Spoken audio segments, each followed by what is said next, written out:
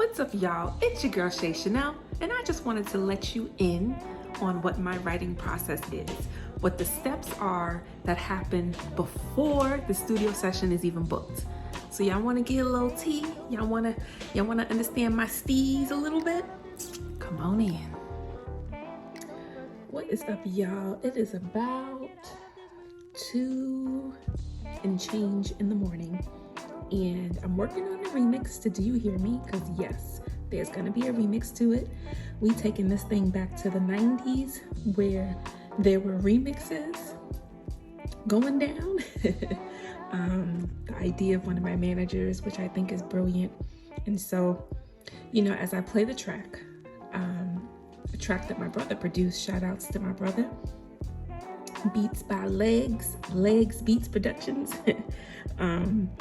And so a lot of times I tend to write the songs in my head, but I have to hurry up and either put it in my notes in my phone or just write it. And I'm old school. Sometimes I prefer to just write it down on some index cards with a number 2 pencil, you know, taking it back to the old school.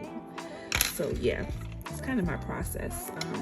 So as I was listening to the track, the hook came to my head right away. And so for me not to forget it, of course I wrote it down.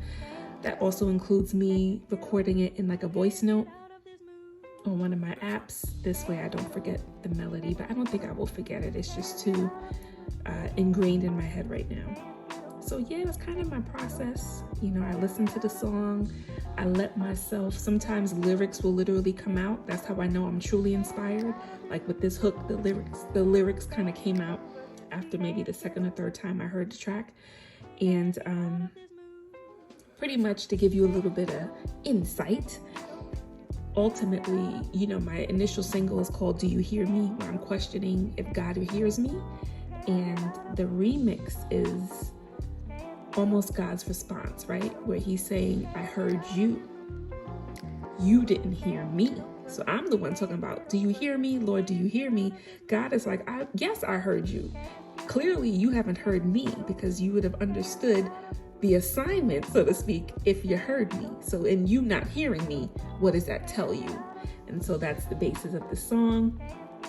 So I'm looking forward to this, you know, and how it's all going to go down. I'm not going to give you all the scoop, but just know it's going to be 90s vibe, hip hop vibe, hip hop R&B vibe situation. And yeah, I'm excited. More up tempo than the initial single. So I'm excited. I love when I'm inspired. And so yeah, I'm gonna get back to it. Let me finish these lyrics. All right. Have an amazing, amazing Thursday, y'all. Be blessed.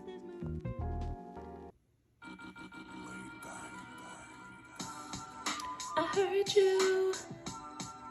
I heard you. The fact that you didn't hear me, what does that tell you? I heard you. Oh, that's too much. Y'all gotta wait.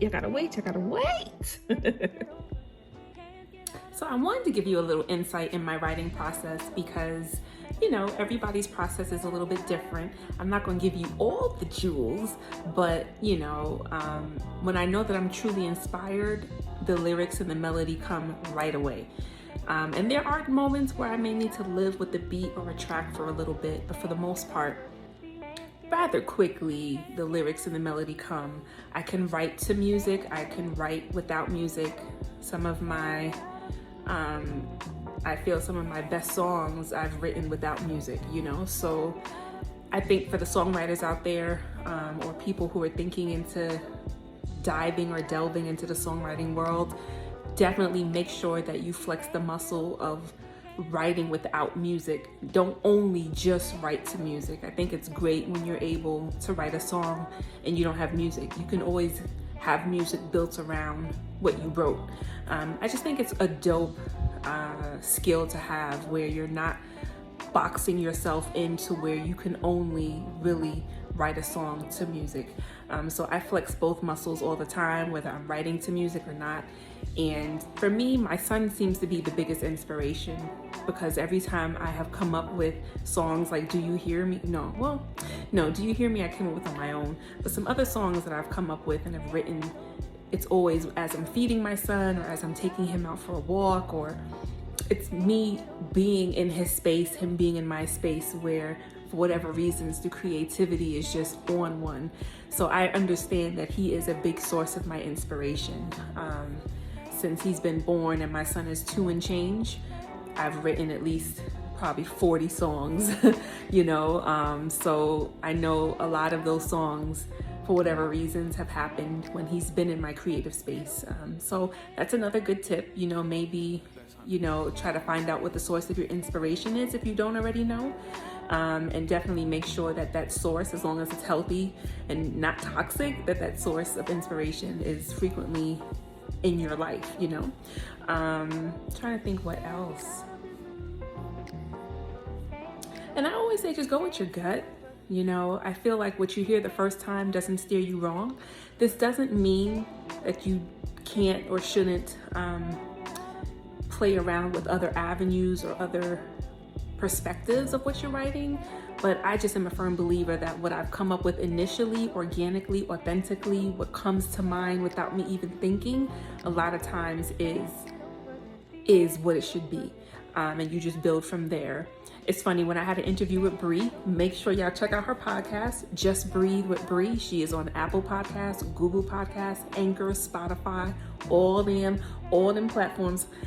Check her out. But one of the questions she asked me was kind of around what my process is in songwriting. And I shared with her, it's very hard to really explain it because it just happens. That's how you know it's like a God-given ability or gift. When you really can't explain the rhyme or reason with how the lyrics come. I can't explain how the lyrics come into my mind. I just know there are times where the melody and the lyrics come.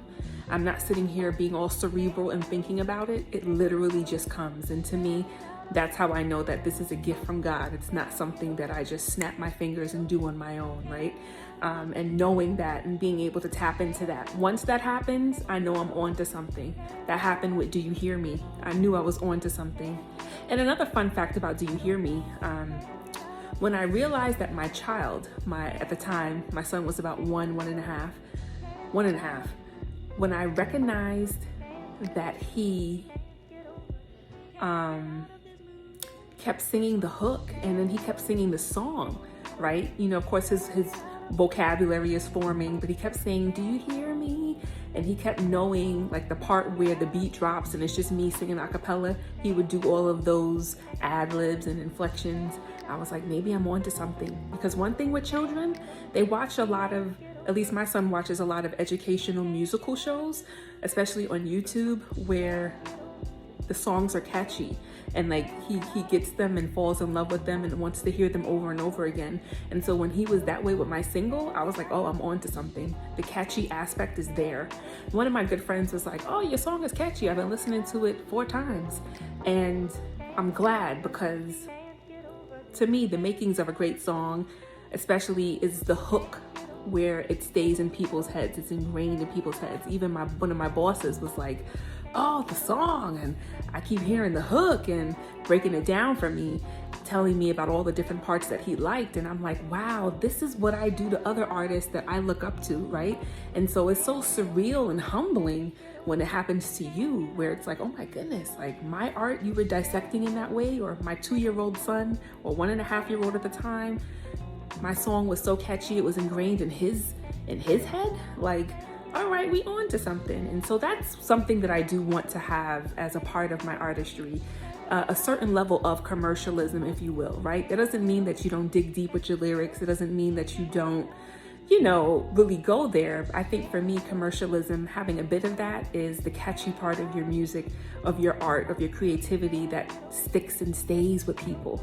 I want my songs to live rent-free in your head, if that makes sense, right? I want you randomly to be like, do you hear me? Lord, do you hear me?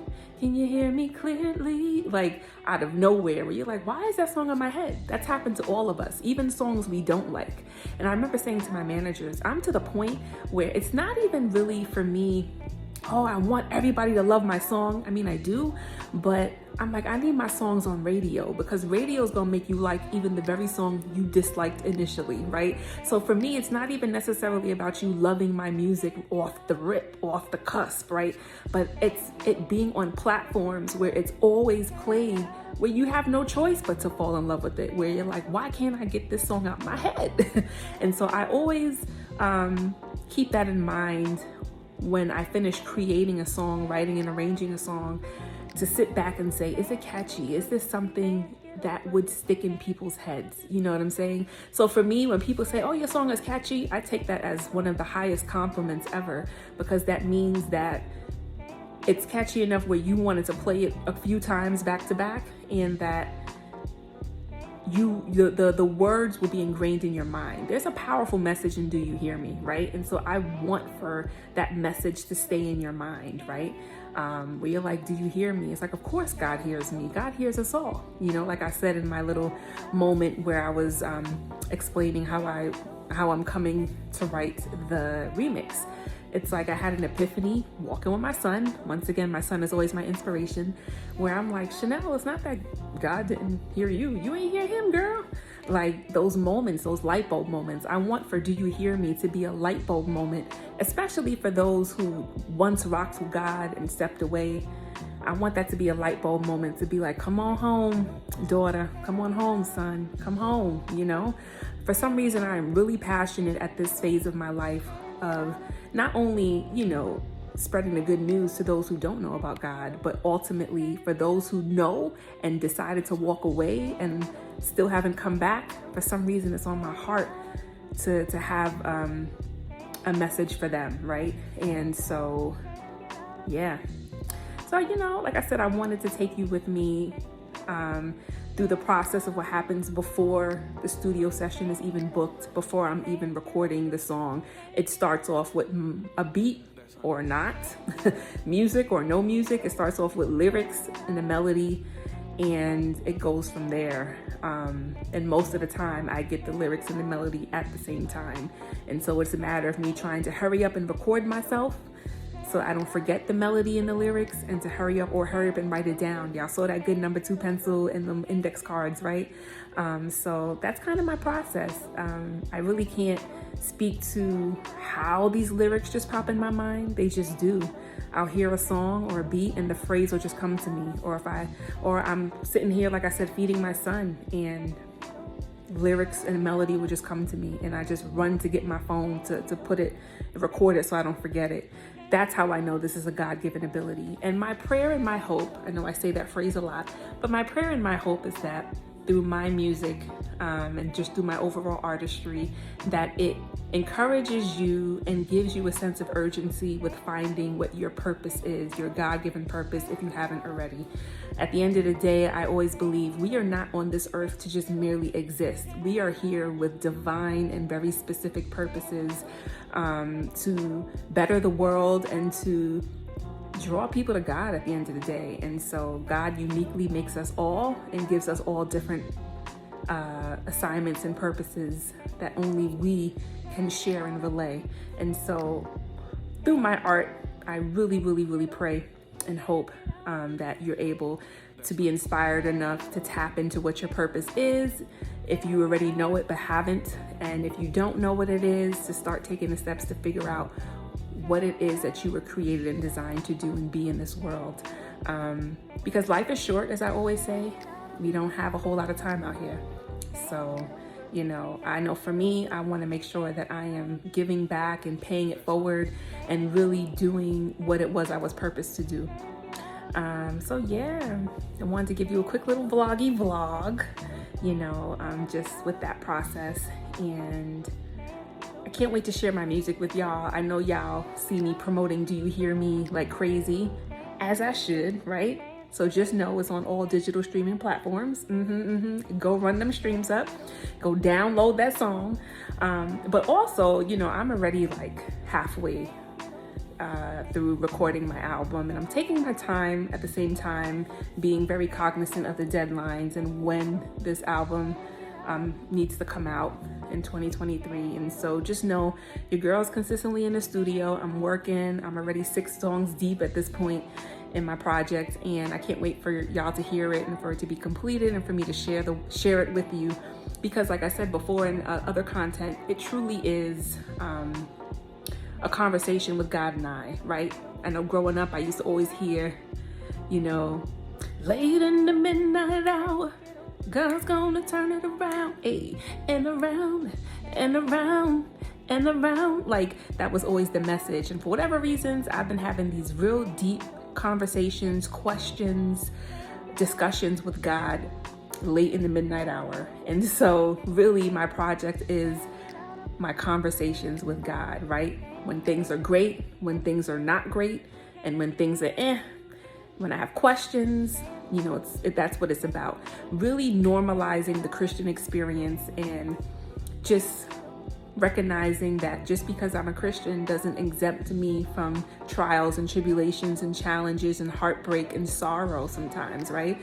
But just knowing that He's gonna hold my hand through it all and will always be there for me and will never put more on me than what I could bear and handle.